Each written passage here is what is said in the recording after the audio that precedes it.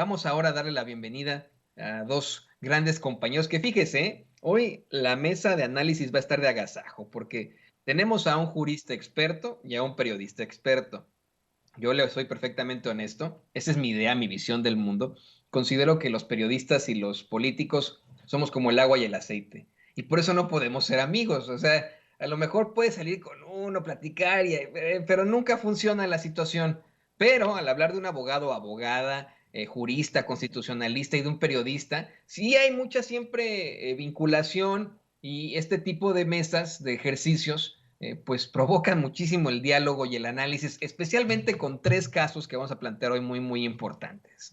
Las declaraciones del presidente López Obrador ante la determinación del Tribunal Electoral del Poder Judicial de la Federación y, por supuesto, estas nuevas revelaciones que hace del caso Ayotzinapa. Y por eso saludo a estos dos grandes expertos muy admirados por mí, al jurista y constitucionalista, al doctor Isaac de Paz. ¿Cómo te va, doctor?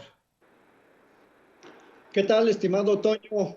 Audiencia de Sin Censura y al maestro Jaime Hernández, pues buen día o buena tarde, según sea el horario. Pues aquí, mucho gusto de estar aquí siempre en este programa. Mucho gusto de saludar también, doctor, y por supuesto, como ya mencionabas, está con nosotros el editor de la Jornada Sin Fronteras y legendario corresponsal de guerra, el querido Jaime Hernández. Jaime, ¿cómo te va? Querido Toño, ¿cómo estás? Muy buenos días en este jueves 29 de septiembre. Le mando también un gran abrazo a Isaac de Paz. Pues, ¿qué les parece? Pues estoy bien, con mucho ánimo, aquí al pendiente de las determinaciones en el caso de Vicente Serrano con el Junior S. Héctor Suárez Gómez. Mientras tanto, pues tenemos mucho de qué platicar. Por eso es que a la gente que se va conectando no ha visto usted a Vicente, está en estos momentos en la comparecencia, en la audiencia, junto con nuestro queridísimo César Gutiérrez Priego. Por eso es que no lo ha visto, pero si hay oportunidad, nos estaremos enlazando con él para que nos dé a conocer lo último sobre este caso. Mientras tanto, pues vamos a darle, queridos compañeros, a la mesa. Hoy llama mucho la atención que el presidente López Obrador, bueno, pues comentara que está satisfecho con la resolución del Tribunal Electoral del Poder Judicial de la Federación, porque dice, esto en cuanto al doctor Américo Villarreal, dice que no convenía un conflicto postelectoral, dice que bueno, que en efecto se tardaron los magistrados, pero que al final resolvieron bien, aguantaron presiones, porque evidentemente había muchos intereses de por medio, que hasta el Palero de Héctor de Mauleón, Palero en otros sexenios, obviamente, sacó documentos falsos, que hubieron campañas de desprestigio contra el doctor Villarreal, pero que al final se determinó que no había pruebas y se respetó la voluntad del pueblo de Tamaulipas. Doctor, ¿qué sigue ahora para ese pueblo de Tamaulipas que hereda una pues terrible deuda por parte de Francisco García Cabeza de Vaca? ¿Qué significa esta determinación del Tribunal Electoral del Poder Judicial de la Federación? Danos tu opinión, querido doctor Isaac de Paz.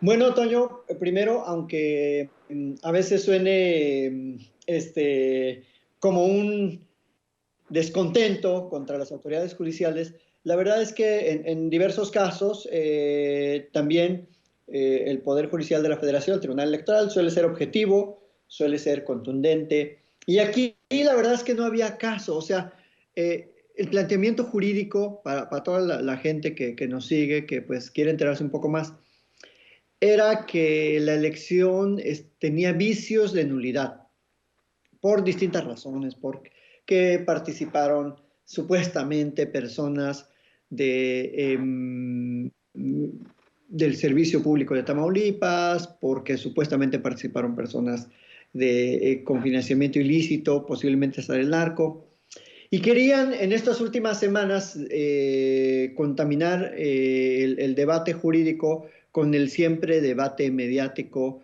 exhibiendo fotografías, exhibiendo notas periodísticas, y ya sabemos que toda esta jauría de medios corporativos que le hacen eco a esas cuestiones, seguramente muy bien incentivados con dinero, pretendían hacerle creer al tribunal o aportar datos de que el gobernador electo pues tenía una cercanía con el narco. Entonces, ya se desmintió totalmente de parte de todos los actores ahí involucrados. El embajador desmintió totalmente esas, pues esas fake news de Chamauleón, o no sé de quién más. Y jurídicamente el tribunal dijo, no hay posibilidades de nulidad. La diferencia entre el ganador y el perdedor es estrecha, sí, pero no da para una nulidad. La diferencia de votos era del 6%, que se traducen como en alrededor de, creo que de unos 80,000 votos. O sea, no hay mucho de dónde de impugnar o de dónde agarrar.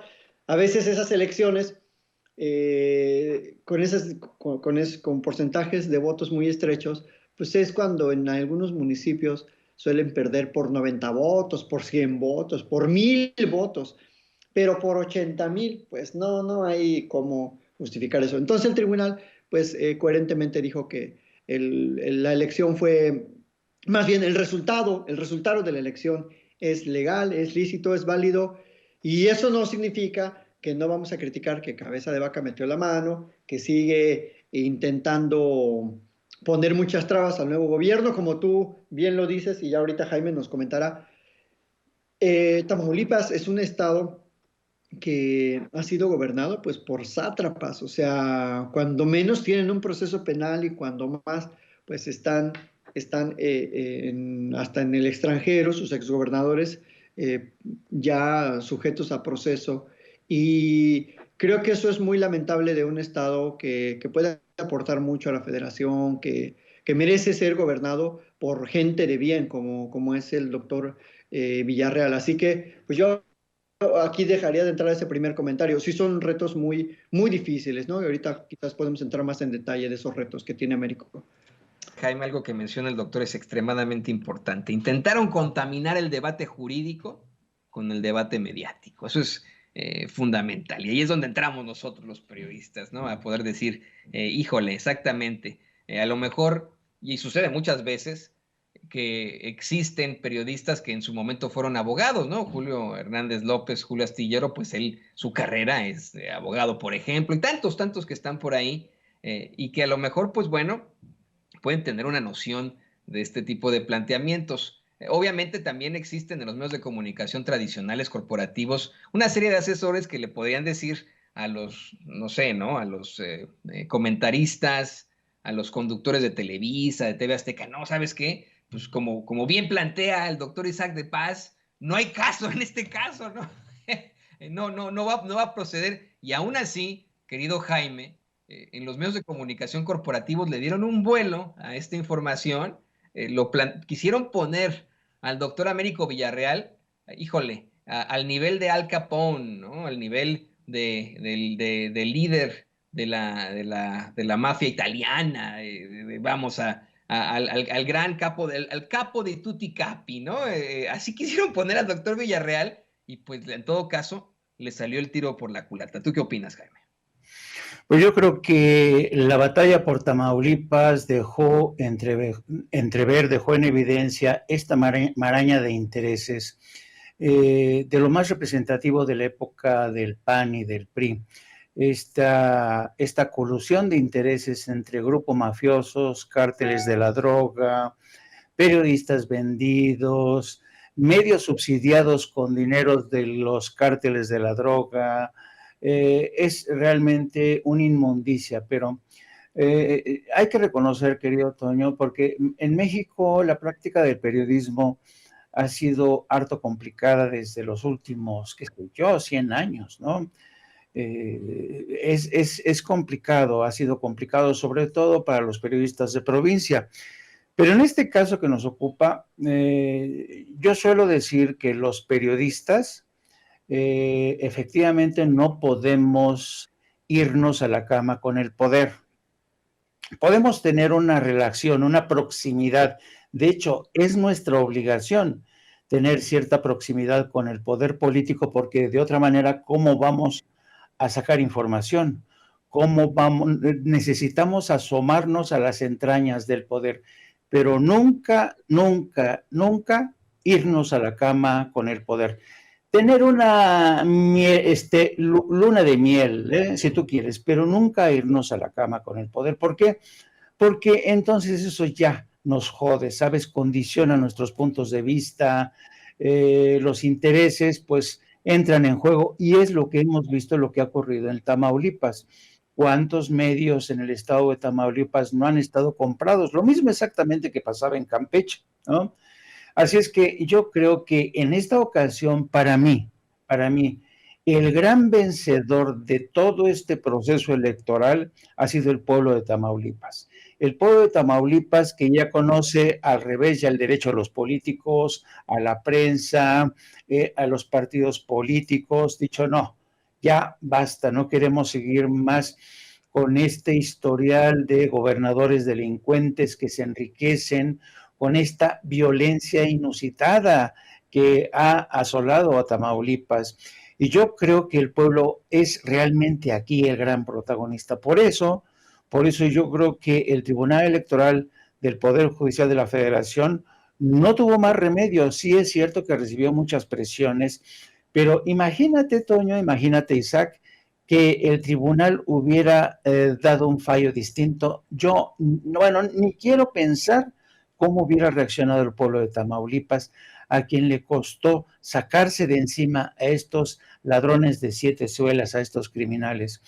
Ahora lo que sigue es ver, porque hemos visto la determinación del pueblo de Tamaulipas, ellos ya han aprendido que el pueblo pone y el pueblo quita, y vamos a ver si la larga cola de Francisco Javier Cabeza de Vaca le permite huir. Yo creo que tiene la cola tan larga, tan larga, tan larga, que le va a impedir realmente ocultarse. Por más que lo intente, tiene una cola demasiado larga. Así es que esa cola va a ser muy difícil de esconder. Hay numerosas evidencias, hay muchas investigaciones.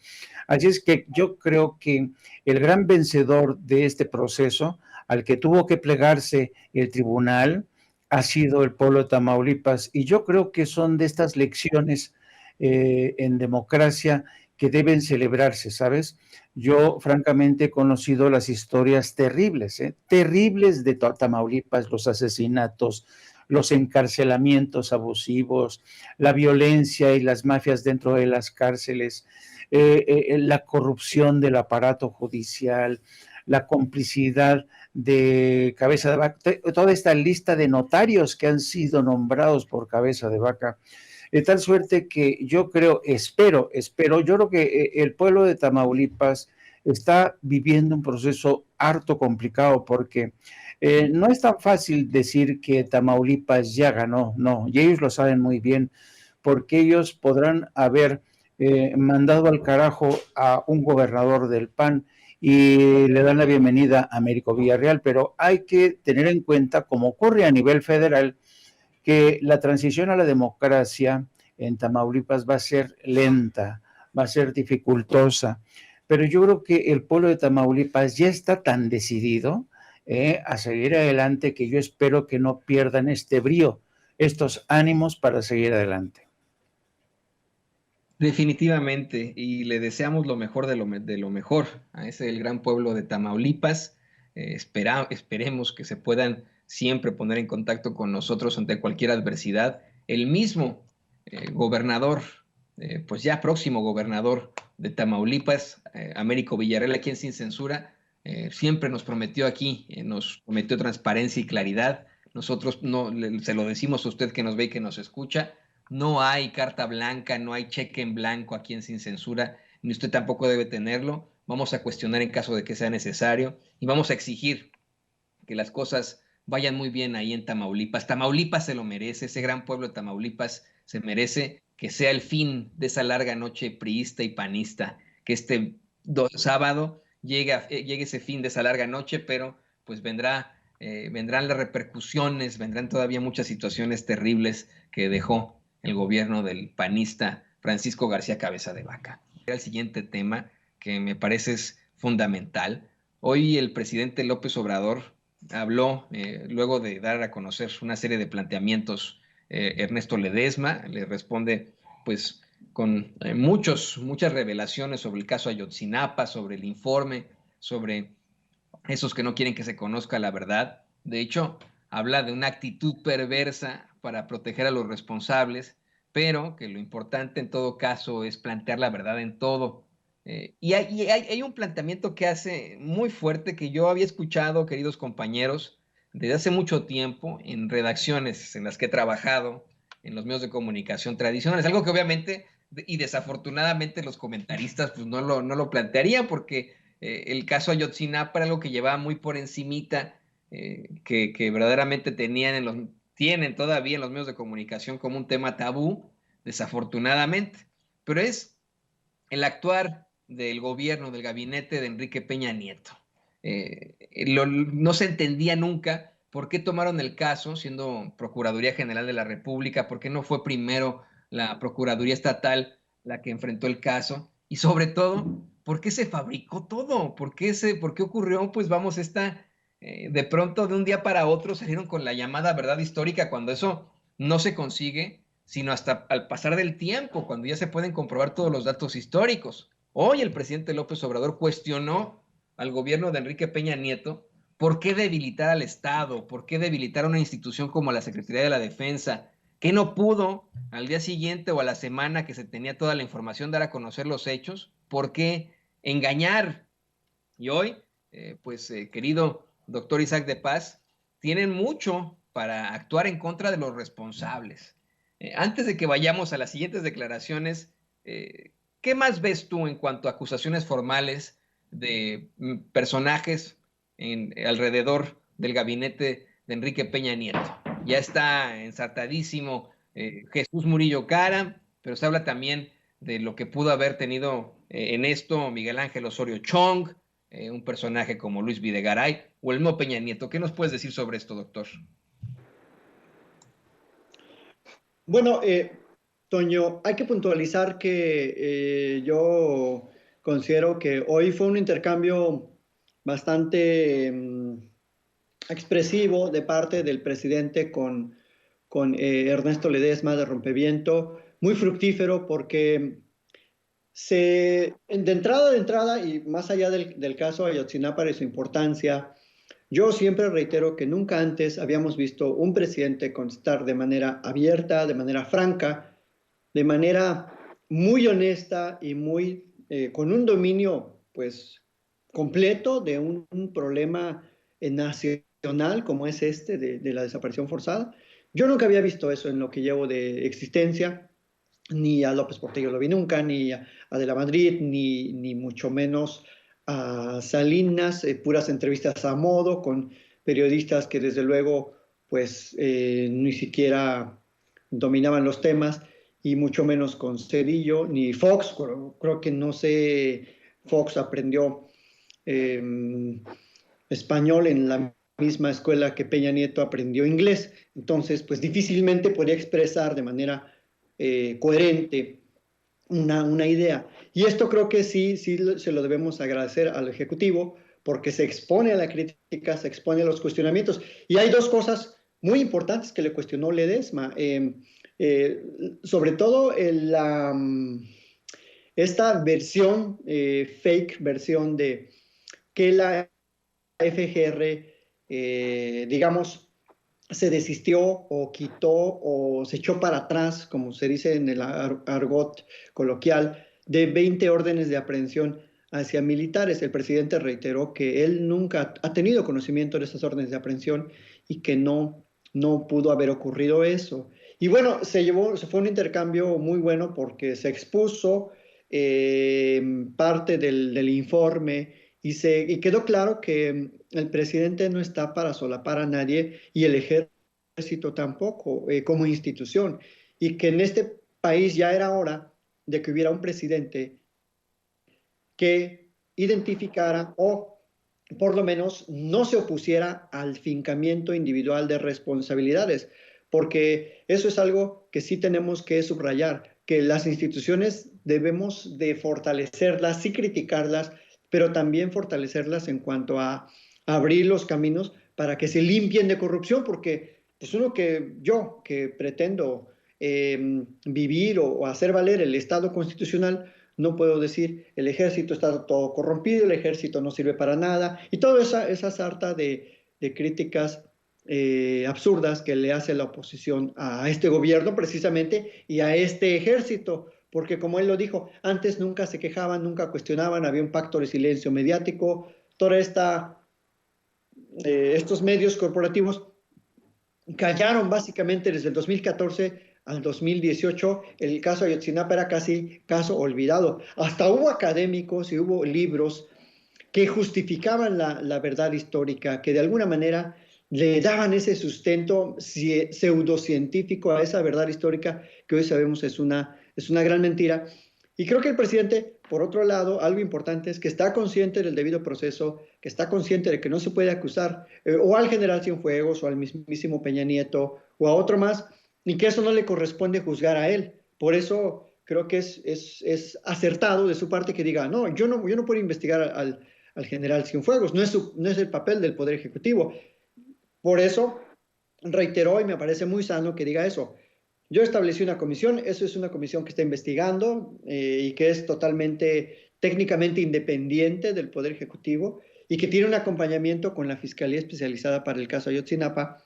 Y ahí, claro, ahí suceden muchas otras cuestiones porque en la FGR todavía hay mucha gente que no quiere el avance en México, que no respeta la transformación, que se opone al progreso que está planteando este presidente. Entonces, qué bueno que fue Ernesto Ledesma, que puso el dedo en la llaga, que cuestionó, y eso creo que es bastante saludable, porque nunca antes ningún periodista podía cuestionarle nada de esa manera a un presidente de la República.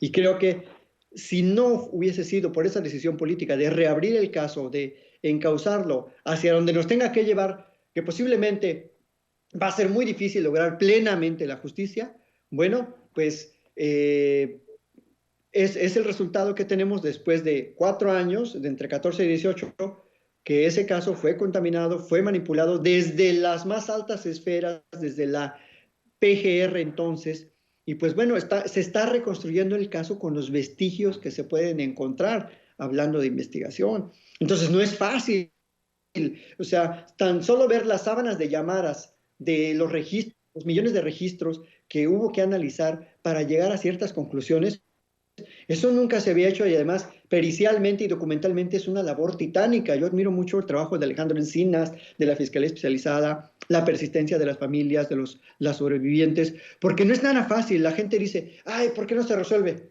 el caso? Y mucha gente hasta cercana reclama, ¿por qué no se ha resuelto Ayotzinapa? Bueno, hacerlo bien, hacerlo con el debido proceso, hacerlo siguiendo las leyes que ya están establecidas previamente, cuesta mucho trabajo. Construir una mentira les llevó 2 meses. O sea, es más, creo que mes y medio construir esa falacia, ese absurdo de los estudiantes fueron quemados, eran revoltosos y la delincuencia organizada los eliminó. Eso les llevó un mes pensar con su cerebro de ratón que tienen, de ratón corrupto, porque hay ratones muy decentes. Les llevó un mes. Entonces, reconstruir todo eso cuando el Estado mexicano había hecho todo lo posible por no encontrar nada, por justificar un crimen y de quienes participaron en ese crimen, un crimen de lesa humanidad, pues bueno, está costando mucho trabajo. Y creo que hay mucha voluntad política, hay mucho trabajo técnico detrás, mucho trabajo también pues de algunas organizaciones como Centro Pro, me consta que han trabajado muy fuerte, de los mismos abogados, y que claro, va a haber ciertas diferencias de visión. El presidente lo dijo, pues no todos pensamos igual, hay algunos que sugieren unas rutas procesales, hay algunos que sugieren otras, pero eso es muy bueno, creo, porque por primera vez tenemos un presidente que se entera de las cosas, que sabe hacia dónde van la solución de los problemas que le están planteando en la agenda nacional y que tiene la agenda de todo. Eso no era posible antes, o sea, Fox necesitaba un vocero, el Rubén Aguilar era su vocero porque no sabía ni hablar, no sabía ni caminar el señor. Entonces, pues claro que es muy difícil esta situación de Ayotzinapa y tenemos que seguir persistiendo en esa ruta y tendremos que encontrar la poca o mucha justicia que nos llegue, creo que será muy buena. No sé qué opine Jaime al respecto. ¿Tú qué opinas de esto, querido Jaime Hernández? Hijo, mano, mira, yo creo que el diálogo entre Ernesto Ledesma y el presidente Andrés Manuel López Obrador como bien lo señalaba Isaac, arroja luces donde había muchas sombras, y yo creo que precisamente ese ha sido el problema de este caso de Ayotzinapa.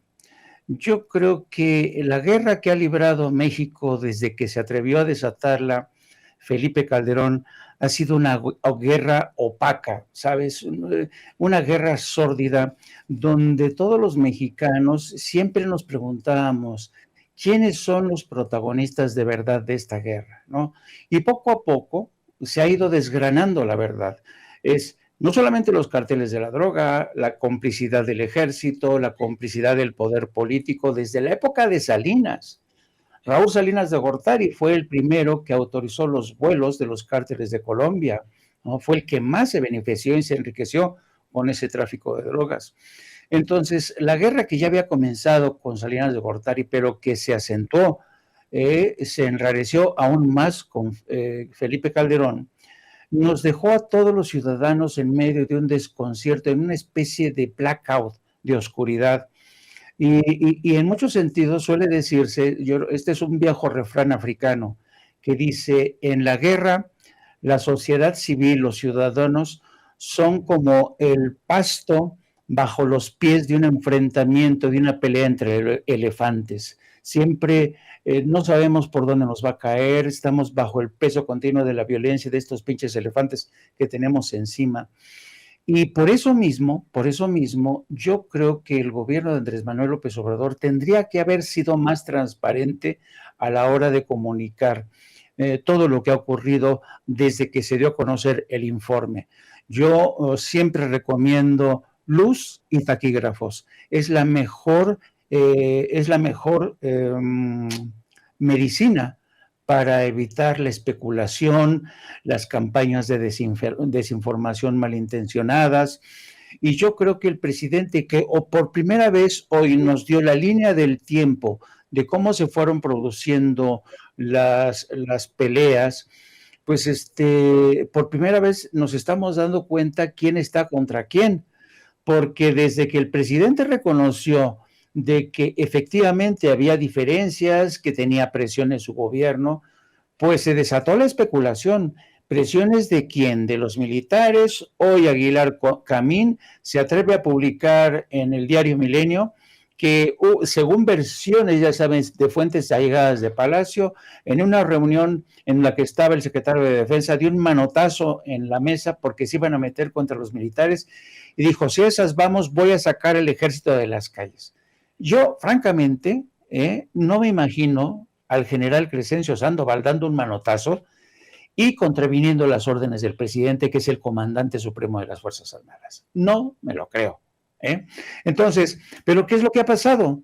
Hasta ahora, ¿cuáles han sido los adjetivos que se han utilizado para presentar este capítulo tan confuso? Se ha utilizado los adjetivos, los cabezales en columnas, dice, la caja de Pandora del informe de Ayotzinapa, el laberinto de confusión del informe de Ayotzinapa. Y esto es producto justamente de esta falta de transparencia. Yo creo, y como dice a veces bajo el cabezal principal del Washington Post, hay una frase que dice, la democracia muere en la oscuridad.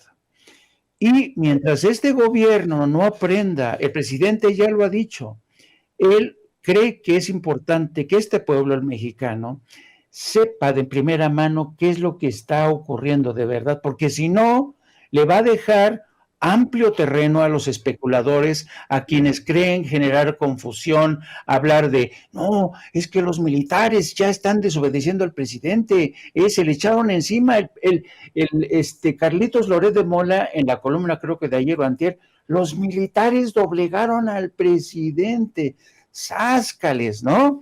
Entonces yo por eso recomiendo siempre luz y taquígrafos.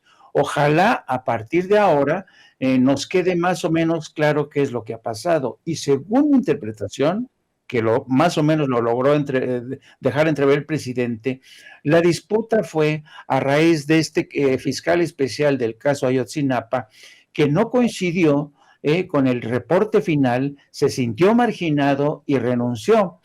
Pero aquí incluso hay quienes habían especulado con el hecho de que el fiscal general Gertz Manero estaba saboteando el informe. Y en fin, son tantas las especulaciones que han surgido que incluso la gente que tenemos buena fe y ganas de creer en este gobierno, nos hemos quedado prácticamente perplejos, ¿no?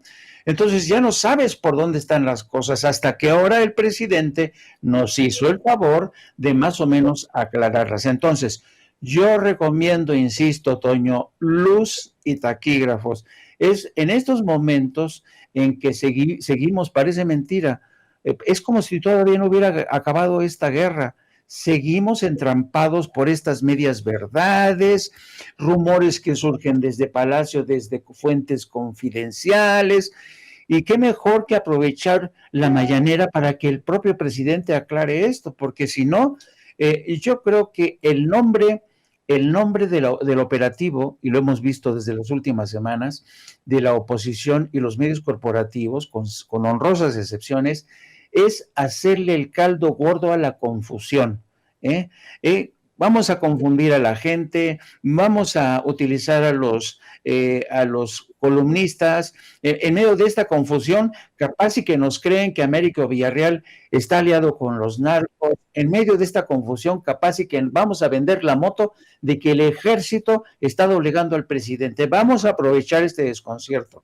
Entonces, insisto, yo creo que el gobierno, después de este informe, un informe que es fundamental para esclarecer la verdad, para que los padres de los estudiantes encuentren justicia, es que hay que ser más claros, y esta es una recomendación que le hago yo al presidente y a sus colaboradores. Se lo hago sin acritud, sin acritud, se los hago con todo el entusiasmo que a mí me sigue provocando este movimiento de la cuarta generación, porque estoy convencido que el proceso de democratización tiene que ir primero con la libertad de expresión, con la verdad, la transparencia de los gobiernos, porque de otra manera vamos a seguir perdidos en esta niebla que ha traído consigo la guerra que desató Calderón. De hecho, hoy mismo el presidente López Obrador lo planteaba, decía cómo es que no hay ningún tipo de presión hacia él por parte de las Fuerzas Armadas, por parte del Ejército. Y a mí me parece, como bien mencionan ustedes dos compañeros, que definitivamente hay una situación completamente distinta a lo que ocurría en otros momentos. O sea, comparar, por ejemplo, a Jesús Murillo Caram y su verdad histórica con lo que se está dando a conocer ahora con Alejandro Encinas y con el mismo presidente López Obrador es abismal. De tener el típico político priista que hasta habla de lo cansado que está y que para salir del problema se determina una supuesta verdad histórica cuando es un hecho que acaba de ocurrir, a dar a conocer datos, al hecho de que estén enfrentando las consecuencias funcionarios, o exfuncionarios públicos y militares, pues creo que hay una diferencia abismal en todo esto. Y por supuesto que no cuestiono los planteamientos de los padres y madres de Ayotzinapa. Ellos tienen todo el derecho de seguir exigiéndole al gobierno federal claridad en este caso, incluso de criticar, de hacer acusaciones pertinentes al respecto. Por supuesto que sí, entendemos su dolor. Nosotros tenemos que exigir esa luz en la oscuridad, como habla Jaime, como de la que habla Jaime. Es absolutamente necesario que busquemos esa luz en la oscuridad. Y por eso, para hablar de este último tema de la conferencia de prensa mañana, pues vamos, de esta mesa de análisis, de un tema que se da en la conferencia de prensa mañana, era una revelación que hace el presidente López Obrador. El presidente mencionó que se le cuestiona mucho por qué no enfrenta las consecuencias del caso Ayotzinapa Enrique Peña Nieto. Y que su respuesta es que pues Jesús Murillo Caram tiene que hablar, tiene que decir si le dieron instrucciones, porque en el documento no aparece como responsable Peña Nieto, sino Murillo Caram. Y a pesar de que Ernesto Ledesma le reprocha que, bueno, pues pareciera que en todo caso no se puede hablar del general Salvador Cienfuegos, el presidente sí habla de Salvador Cienfuegos, del exsecretario de la Defensa. Le aclara que en todo caso, en lo general, este es un asunto no es un asunto de un militar, sino de un civil. Dice, a ver, y de todas formas, el que detenta el cargo de comandante supremo de las Fuerzas Armadas es el presidente de la República. Así lo planteó el presidente López Obrador. De hecho, hace un comparativo con pues vamos, la actitud y la directriz que dio Gustavo Díaz Ordaz como jefe supremo de las Fuerzas Armadas, como comandante supremo de las Fuerzas Armadas, durante la masacre de estudiantes en 1968. ¿Tú qué opinas, doctor Isaac Paz? Bueno, Toño, fíjate que es importante siempre reiterar que este presidente no pretende ninguna venganza política, ni ninguna vendetta, ni una faramalla de voy a meter a la cárcel a Peña Nieto, como muchos pretendían con sus faramallas de, por ejemplo, el tal Canalla, que por cierto, quién sabe dónde anda, en qué agujero negro del espacio sideral estará el famoso Canalla. El presidente dice, bueno, tiene que haber elementos objetivos, tiene que haber un señalamiento, evidencias, porque pues es un presidente respetuoso del derecho de defensa de las personas y no por quedar bien con mucha gente que posiblemente hasta le reclamamos que no hay, queremos ver a un expresidente en la cárcel. Pues no se trata de eso, de lo que queramos, se trata de que haya elementos objetivos para acusarlo. Y si Murillo Karam o alguno de los otros implicados en ese caso arroja, aporta elementos o datos que lleven a comprobar la participación de Enrique Peña Nieto por una acción concertada o por una omisión concertada o que se le informó y tuvo conocimiento y no se enteró, bueno, pues entonces se tendrá que actuar y no lo va a hacer el presidente, sería la fiscalía. Entonces, creo que es algo que no le corresponde al presidente y que en todo caso tiene que provenir de fuentes y datos confiables para no incurrir en esto que ellos les gusta llamar que las persecuciones políticas. Porque todo el mundo se hace la víctima, todo el mundo... Eso fue lo que dijo Murillo Karam en su momento de detención. Dijo, esto es político, ok, ya me entrego. Pues no, señor, es jurídico. Usted tiene una responsabilidad y usted tiene que responder. Y además usted ya lo reconoció, que era el responsable. Entonces, creo que sí es muy prudente el presidente en decir, bueno, pues si hay elementos, que se investigue, que se le señale y en todo caso que se judicialice lo que haya que judicializarse. Pero menos no, porque creo que es un gran riesgo cuando un presidente actúa de manera visceral o de manera, pues nada más incentivado por la ganancia política, como muchos lo han hecho, así como Peña Nieto metió a la cárcel a Bester Gordillo y a otros en el pasado, que al último ni les compraban nada, los dejaban salir y quedaban hasta con su honorabilidad intacta. Entonces, yo creo que es mejor ir a paso firme, que sea paso lento. Claro, eso no gusta mucho, pero es mejor, yo pienso que es mejor porque ni se usan facciosamente las instituciones, ni se debilitan y todo tiene que encontrar un camino de qué es lo que realmente pasó. Entonces, esa es mi opinión, Toño. Y tienes razón, en estricto sentido, pues no es el presidente como el que detenta el poder ejecutivo, el que tendría que estar exhibiendo las responsabilidades en el caso Ayotzinapa, pero querido Jaime, la realidad es que sí pesa mucho que un presidente dé a conocer este tipo de datos. Sí pesaría muchísimo que, ok, digamos que de pronto Murillo Karam hace el planteamiento de que hubo algún tipo de instrucción por parte de Presidencia de la República, por parte del expresidente Enrique Peña Nieto. Y esto permite que se genere algún tipo de carpeta de investigación por parte de esa misma Fiscalía General y se sume a otras investigaciones que ya tienen sobre precisamente Enrique Peña Nieto.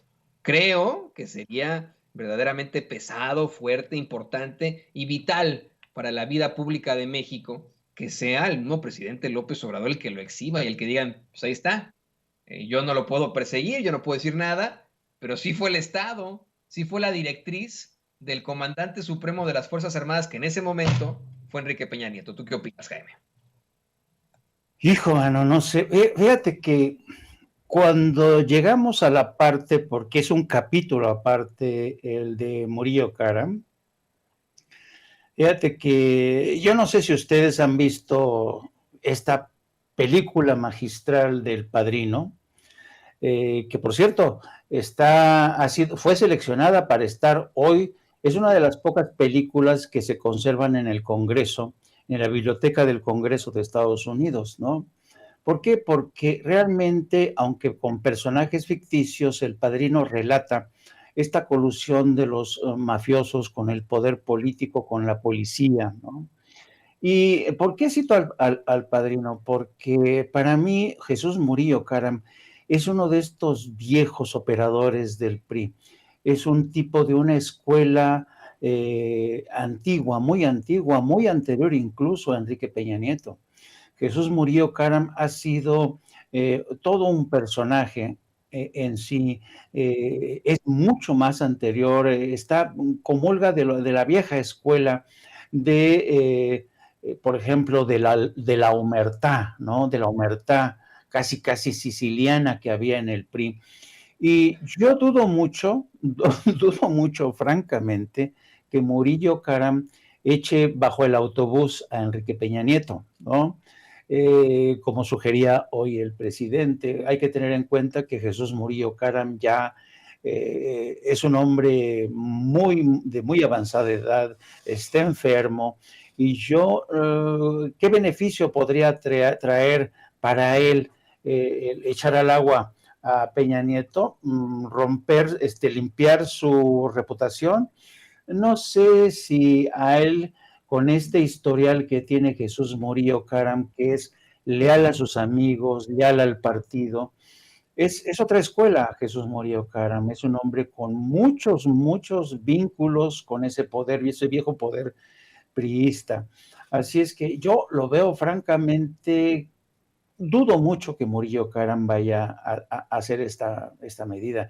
Yo recuerdo que en El Padrino hay uno de los miembros de la familia que está encarcelado, que está dispuesto a cantar, después lo convence el FBI, pero resulta ser que llega el señor de la mafia, lleva con su hermano que lo traen desde Sicilia y lo presentan en el juicio, y entonces se lo piensa y termina suicidándose, ¿no? Para no echar bajo el autobús al capo de Tutti la Mafia.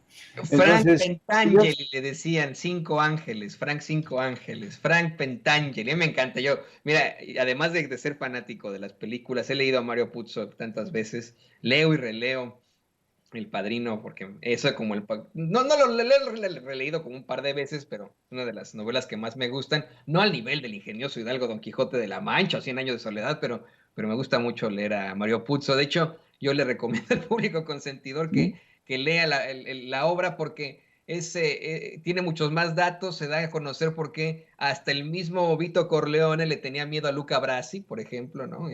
Hace una cosa terrible, ¿no? Pero que a mí me recuerda mucho a los panistas, y perdón por interrumpirte, Jaime, pero me gusta mucho. No, es que es eso, ¿no? Yo también recomiendo las lecturas de Mario Puzo, porque es eso, es la vieja escuela, ¿sabes? Es la forma de entender la lealtad, vieja lealtad partidista. De ahí surge el concepto de la partidocracia, ¿no? Entonces, yo creo que en cualquier caso, para los periodistas de hoy, para la sociedad de hoy, resulta difícil entender esto, ¿no?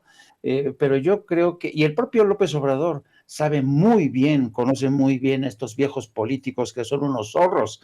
Entonces le preguntan, ¿por qué no está incluido ahí Enrique Peña Nieto? ¿Por qué no está incluido el general Cienfuegos? Y como Epigmenio Ibarra también lo ha dicho, y yo también lo digo, a mí se me hace imposible, Toño, Isaac, que el general Cienfuegos no estuviera enterado. Es imposible, ¿no? Pero ¿se atreverá Murillo Caram a echarlos por delante? Yo francamente no lo sé, pero si realmente queremos rendición de cuentas, si queremos realmente llegar a la verdad, pues tendría que pasar eso. Pero en un mundo ideal tendría que pasar eso, pero no vivimos, nunca hemos vivido en un mundo ideal, querido Toño, querido Isaac. Pero apostémosle a ese mundo ideal, queridos compañeros, querido Jaime, querido Isaac. Yo les agradezco por esta gran mesa de análisis que hemos tenido. Ha sido verdaderamente fuerte, creo que muy enriquecedora para el público consentidor. Espero que así lo esté opinando nuestra audiencia. A mí me parece que ha sido muy enriquecedor lo que hemos visto, lo que hemos escuchado hoy ante esta pues estos temas que se presentan. Y te ruego, mi querido Jaime, que por favor nos compartas tus redes sociales, qué andas haciendo por ahí en tus canales, cómo es que estás conduciendo como yo, pero en la noche. Ya somos compañeros de conducción, de Sin Censura. Compártenos tus redes sociales, querido Jaime Hernández. Muchas gracias, querido Toño, como siempre, y un honor, como siempre, estar con el querido Isaac en esta mesa de debate. Yo respeto mucho a Isaac, porque como bien dices tú, es un gran abogado constitucionalista. Les pido, por favor, que me sigan a través también de mi propio canal en No Apto para Cínicos. Transmitimos todos los días a partir de las 14 horas, de las 14 a las 16 horas. También me pueden seguir a través de mis redes sociales, @Jaime Journo, es Journo o Yurno, que viene del inglés journalism o periodista. Perdón por esa pedantería de Journo, pero para que me identifiquen. Y también les pido que nos sigan a través de nuestra sección de La Jornada Sin Fronteras, del gran periódico La Jornada. Un placer, caballeros, y hasta la próxima. Pero no te equivocas, porque está en inglés, en alemán, en italiano. En alemán es journalist, en italiano es jornalista, en inglés journalist, ¿no? Entonces, pues no te equivoques, bueno, que le pongas giorno así, porque así lo pones junto, mi querido Jaime, ¿no? Esa es la realidad del periodista. Y pues también le quiero agradecer al doctor Isaac de Paz, jurista y constitucionalista, por este espacio. Por favor, doctor, compártenos tus redes sociales. Bueno, me pueden seguir en Twitter, @Isaac de Paz, con K, @Isaac de Paz en Twitter, y bueno, en mi canal de YouTube, Isaac de Paz González. Y gracias a Jaime, yo también le admiro mucho. Él, pues, es un referente del periodismo en La Jornada. Y bueno, pues gracias a ti, Toño, al espacio. Suerte para Vicente en la audiencia de hoy. Y bueno, un saludo a todo el equipo de Sin Censura. Muchas gracias. Gracias a ustedes, queridos compañeros. Hoy tiene usted al jurista y constitucionalista doctor Isaac de Paz González y el editor de La Jornada Sin Fronteras y legendario, reconocidísimo corresponsal de guerra, Jaime Hernández, aquí en Sin Censura, en donde hablamos hasta de Frank Pentangeli, ahí en la historia, en la obra de Mario Puzo. Amigos, amigas, regresamos en breve, pero mientras seguimos hablando sin pelos en la lengua, sin censura, usted puede suscribirse a nuestros 3 principales canales en YouTube. Sin Censura Media, en donde tenemos más de 1.600.000 suscriptores, Sin Censura TV, en donde tenemos más de 1 millón de suscriptores, y en Sin Censura Presenta, en donde queremos llegar muy pronto a los 100,000 suscriptores. Si usted ya está inscrito en Sin Censura Media, suscríbase en Sin Censura TV. Si ya está suscrito en Sin Censura TV y Sin Censura Media, suscríbase a Sin Censura Presenta. Recuerde que es gratis, no tiene que sacar un solo centavo de su bolsillo para apoyarnos. Dele clic en la campanita para que los señores y señoras de YouTube envíen las notificaciones cuando estemos transmitiendo en vivo y en directo o estemos subiendo videos. También nos puede seguir en Twitter en @Vicente Serrano y hasta en Instagram. Ojo, también estamos en Instagram. Son nuestras redes sociales y con el apoyo de ustedes seguimos creciendo, porque con ustedes todo, sin ustedes nada.